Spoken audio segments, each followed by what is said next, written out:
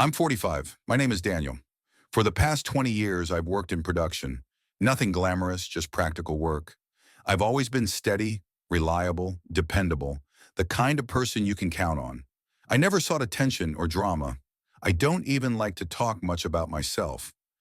I've always believed that if you do your job well and keep your head down, life will treat you decently. You don't need the spotlight. That's the way I lived. I met Karen when I was 27. She was the kind of woman who was always smiling, always optimistic, full of life. She had this way of seeing the world that made everything seem possible. We didn't have a grand romance, no whirlwind of passion. It wasn't love at first sight, but we built something solid. We spent years together, moving from one apartment to the next as I climbed in my career. She was always there, and I thought that was enough. Our life together was calm. I didn't need much excitement. We didn't have children. At some point, Karen decided it wasn't something we needed. She didn't want to sacrifice her freedom, and I wasn't one to push. I didn't mind. Our life was good, and that was enough for me. But about 5 years ago, things began to change. I noticed Karen wasn't as happy as she used to be. She began talking about how life was passing her by. At first, I thought it was just a phase. Everyone has moments of doubt, right? She'd sit across from me, tapping her fingers on the table, looking out the window. Daniel, I feel like I'm stuck in the same place. I need more. I don't know how to explain it, but I need more. I didn't understand what she meant, but I didn't argue. I figured it would pass. After all, we were comfortable. Things were stable. But Karen wasn't the same person anymore. It wasn't sudden, though. It started with little things, her long hours at work, the trips she began to take without me. She'd talk about self-improvement, taking up yoga, joining a new social group, learning new things. I thought it was a phase, a temporary need for something outside of our marriage. But with each passing year, I began to notice a distance growing between us, a silence at the dinner table, a sense of dissatisfaction in her eyes, and then, one day it became clear. Her affair started the same way. Small conversations, seemingly innocent, casual, until they became something more. It wasn't the kind of affair you see in movies, with grand declarations or overt betrayals. It wasn't a shock to me. It wasn't a moment of anger or confrontation. She wasn't cheating in a way that felt like a crime. It was different. It was quiet. The affair wasn't about passion. It was about escaping. And when she finally admitted it, I just listened. Daniel, I met someone. His name is Victor. He's younger. He has more energy, more ambition. I feel alive when I'm with him. I didn't shout. I didn't argue. I just nodded, looking at her, not knowing what to say. The following days were like walking through a fog. She didn't even ask for permission. She didn't want to fight. She wanted out. She moved in with him, a man I had never met, a man who seemed to offer her all the things I couldn't. A flashy fitness center owner, someone with money, confidence, and a certain energy that I didn't have. I didn't say a word when she packed her things. I didn't try to stop her. I didn't try to convince her to stay. I just signed the papers. I let her go. I watched as she drove away, the car disappearing down the street to the life she wanted with Victor, in his large white house with its gleaming windows. It was like watching a life I'd known for 17 years slip through my fingers. But I didn't react. I didn't scream, didn't pound my fists on the table. I just stood there, silently. I wasn't broken. I wasn't angry. I was calm. And I knew something she didn't know, something that would unfold in time. I wasn't the kind of man to make a scene. I didn't fight for her. Instead, I did what I'd always done. I thought about it, calculated my next move. This was a setback, but not a disaster. I had a plan, and I was patient. The silence between us became my ally. She had her life, and I had mine. I didn't need to fight to prove my worth, but I knew deep down that this wasn't the end of the story. Not for me, it was just the beginning. After Karen left, I didn't drown myself in self-pity or let the anger control me. I didn't go after her or beg her to come back. I moved into a small workshop on the edge of town. It wasn't much, just a modest building where I could keep myself busy. The quiet was soothing. I've always preferred to work with my hands to build things. I used to tinker with projects around the house when Karen was still there, but now I had more time. In the mornings, I'd get up early, have a cup of coffee, and head over to the workshop. The first few weeks, I didn't think much about anything other than the work. The smell of wood, the sound of tools, the feel of raw material under my fingers, it was grounding. I didn't care about the house I used to share with Karen or the life we'd built. I focused on what was in front of me. But after a while, my mind wandered. I began hearing things, small bits of information that came to me through mutual friends, acquaintances we used to have. It was subtle, little whispers at first. "Did you hear about Victor?" they would say. "There's been some trouble with his business." I didn't want to know much, but I couldn't help myself. I started digging, quietly, discreetly. What I found didn't surprise me. Victor was a man of ambition, yes, but not the kind of ambition that built long-term success. He'd run his fitness centers on a shoestring budget, leveraging loans to expand, cutting corners where he could. He had a few lawsuits against him, creditors breathing down his neck. People were beginning to talk, and not in the flattering way they had a year ago. The more I learned, the more I realized that the life Karen had chosen wasn't as perfect as it seemed. She had traded instability for excitement, but that excitement came with risks. I knew that sooner or later, those risks would catch up to them. But that wasn't the best part. No, the best part was when I heard that the house they were living in, the one she had moved into so proudly, was going to be put up for auction. It came as a surprise to no one except them. They had no idea. It wasn't public knowledge, not yet, and that's where I saw an opportunity. The timing was perfect. I had been quiet, staying out of the picture, letting life go on without interfering. But now the tables had turned. The house they were in, the one that was supposed to represent a new life, a fresh start for Karen, was about to be lost. It was poetic in its own way. They didn't know it yet, but that house would be mine soon. So I acted. I made the call to a real estate agent who specialized in auctions. I didn't tell anyone what I was doing, not even the few people who knew I was looking to buy a property. I kept it all quiet, under the radar. I didn't need anyone's approval. A few weeks later, I found myself standing at the front of the auction house, looking at a piece of property that was about to change everything. The house, her house, was on the block. The bidding started low, and I watched with calculated calm as the numbers ticked up. I could feel the pressure in the room, but I didn't let it affect me. I stayed focused, never showing any sign of excitement. I simply raised my paddle when the price dropped to a level I found acceptable. I was in control. The auction was over in a matter of minutes. I had won. The house that Karen had once called her dream home was now mine. But I wasn't done. That was only the beginning. I didn't rush to move in, though. I could have, but that wasn't my plan. I registered the house under a company name, making it harder to trace back to me right away. I needed to stay under the radar. No one needed to know I was involved, at least not yet. I wasn't going to walk into that house immediately and confront them. No, that wasn't the way. Instead, I bided my time. I didn't want them to know I was watching, but I was, quietly, patiently. The real work was just beginning. When I first considered what I would do next, I couldn't simply move into the house I just bought. That would be too obvious, too confrontational. No, I needed to play this more carefully, more strategically. So I started looking at houses in the area, and after a few days of searching, I found the perfect one. It wasn't grandiose, but it was well kept. Just the right size with a garden out front that could be tended to. A place where I could live comfortably but also make a statement. And most importantly, it was right across the street from Karen and Victor's new home. I didn't waste time. I bought the house the same way I had bought the first, quietly through a different company name, making sure no one was the wiser. The deal was closed quickly, and I moved in almost immediately. The first thing I did was clear the front yard. I wasn't going to make it look like I was hiding. I wanted them to know I was there, but I didn't want to be intrusive.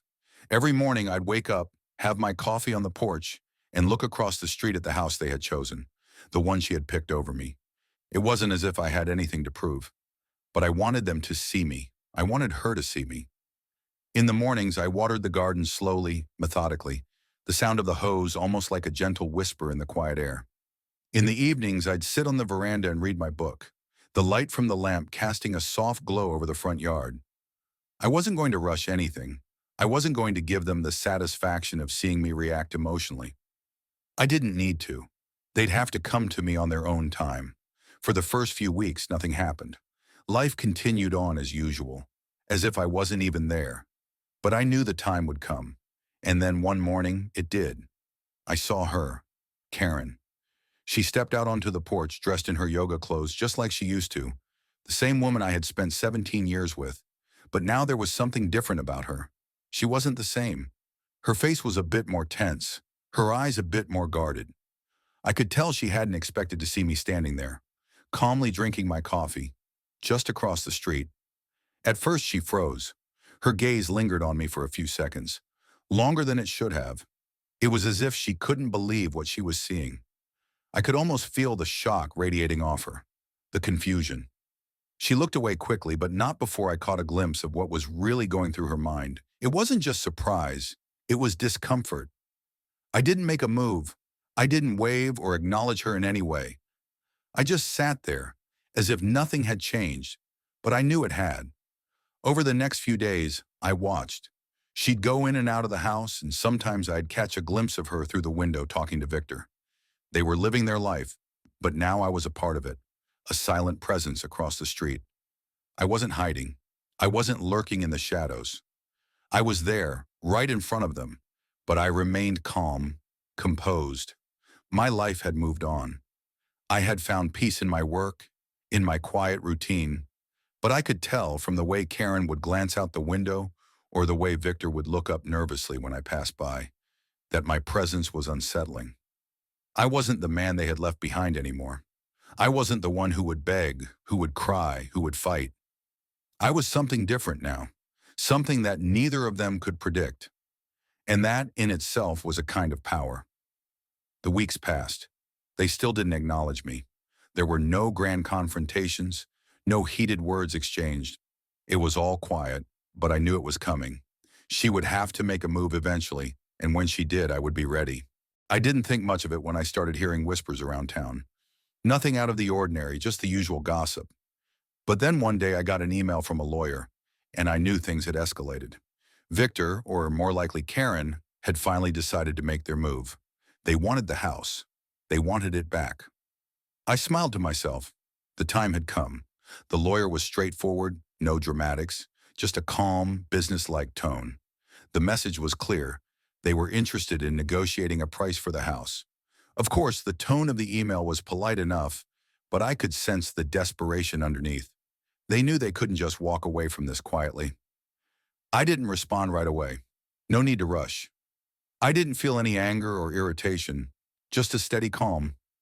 I had taken control of this situation months ago, and there was no need to disrupt the rhythm now.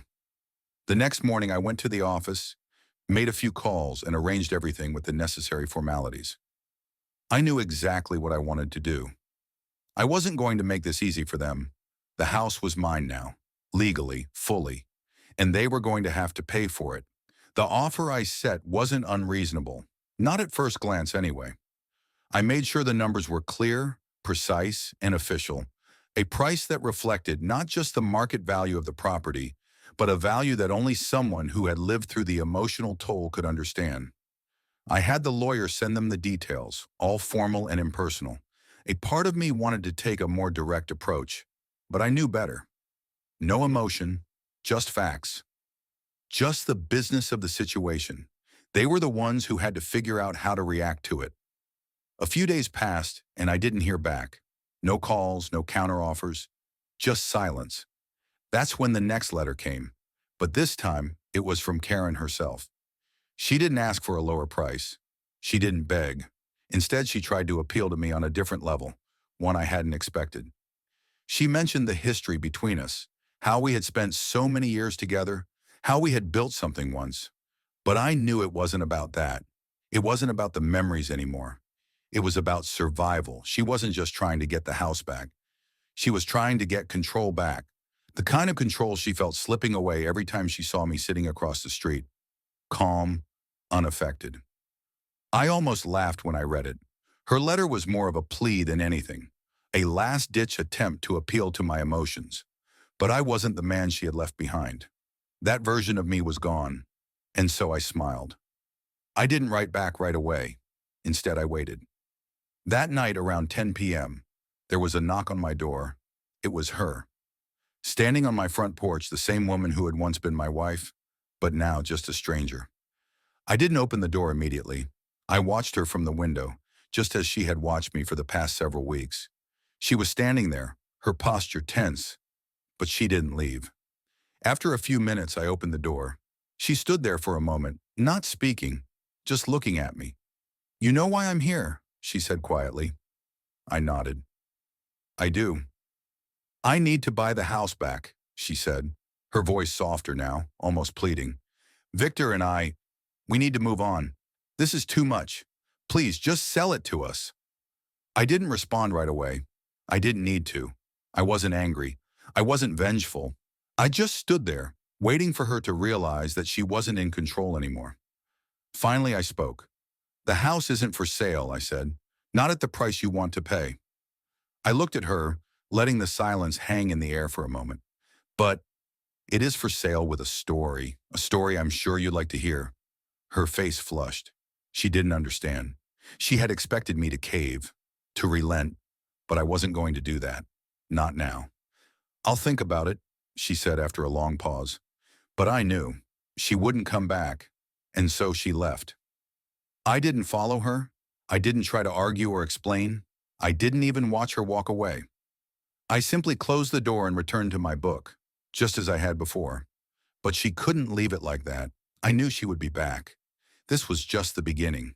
In the quiet stillness of that night, I smiled again. I could wait. I had time. And this time, it would be her who was playing catch-up. Months passed in a way that felt as though nothing had really changed, yet everything was different. Karen and Victor tried to move on with their lives, but the undercurrent of tension remained. They had tried to make an offer. They'd pleaded, bargained, and then, like clockwork, faded into the silence. But that didn't mean they had accepted defeat. No, there was a quiet, simmering sense of desperation in the way they went about their lives, as if they were waiting for something to happen, waiting for me to show signs of weakness. For me, it was the opposite. I had found a rhythm. My life, for the first time in a long while, had become predictable. The workshop, the days spent tinkering with my hands, fixing and building, it gave me a sense of satisfaction that I had never felt in the years of my marriage. The house across the street, the one I had meticulously chosen to stand opposite their home, was no longer just a house. It had become a symbol, not of revenge, but of quiet, unshakable power. I hadn't made any grand gestures, no dramatic confrontations. I didn't need to. Everything had already been set in motion, and now I was content to watch the pieces fall into place. I was in control, and it was clear, from the subtle changes in their daily routine, that they were starting to realize it too. It started small. At first, it was just Karen. She had seen me across the street many times now, watering my garden in the mornings, sitting on the porch at night, reading. There were moments when I could see her glancing in my direction, her face a mixture of disbelief and regret. But she never said anything, never approached me directly again. Then one morning, about a month after our last interaction, I noticed something different. It was subtle, too subtle for most people to pick up on, but I noticed it immediately. Karen was standing outside her new house, her eyes fixed on me. But this time, there was no desperation, no pleading, just a quiet recognition. She had realized that she was no longer in charge of the narrative. I was. It was almost a relief to me. I had expected more pushback, more drama, but in truth, she seemed to have accepted that there was nothing left to fight for. There was no turning back. But the story didn't end there. I wasn't just playing a long game of silent defiance. The house I had bought across the street wasn't just an empty gesture. I had made sure it was always occupied. A family with 3 children had moved in shortly after I closed the deal. They were quiet, unassuming people. I made sure to keep in touch with them, maintaining a calm, steady presence, ensuring that they were content in the space they occupied. The irony of it wasn't lost on me. I had taken something that Karen had once cherished and turned it into a new reality. The house was no longer hers. It was no longer a symbol of her escape. Now it was simply a house that was home to a new family, not her own. And every morning as I sat on my porch with my coffee in hand, I could see Karen walking past my house, on her way to the apartment she now rented with Victor. She would always glance over, her gaze lingering for just a second longer than necessary, as if to remind herself of what she had left behind. I didn't look up, not at first. I didn't need to. I stayed in my chair, sipping my coffee slowly, savoring the stillness, the calm. The past was behind me, and in some ways, so was she. But as the weeks wore on, something strange started happening. The glances became more frequent. At first, it was just a few seconds of eye contact as she passed, but gradually it grew longer. There was a tension in the air that neither of us could ignore. She had walked past my porch countless times by now, but this time, as she did, she paused. Just for a moment, and then with a barely perceptible shift in her stance, she looked at the sign hanging by the gate, the one I had put up just a few days earlier. It read, "Everything is coming back." I didn't watch her as she stood there, staring at the words. I didn't need to. I knew what she was thinking. I had no intention of hiding from it. She looked up, finally meeting my gaze across the street. I was sitting on my porch, coffee in hand, calm as ever. I didn't smile. I didn't scowl. I didn't do anything except let the silence linger between us. The moment passed, and she continued walking, her pace quickening just slightly. But she didn't forget. None of them would forget. And as I sat there watching her retreat, I understood something that I hadn't fully grasped before. The house wasn't the victory. It was a small part of it, but not the whole. The real power, the real triumph lay in the quiet, the silent knowledge that I had moved on, that I was content, that I was stronger than the emotional chaos that had once defined my life. She had thought she could escape, but I was always here, across the street, steady, unyielding, untouchable.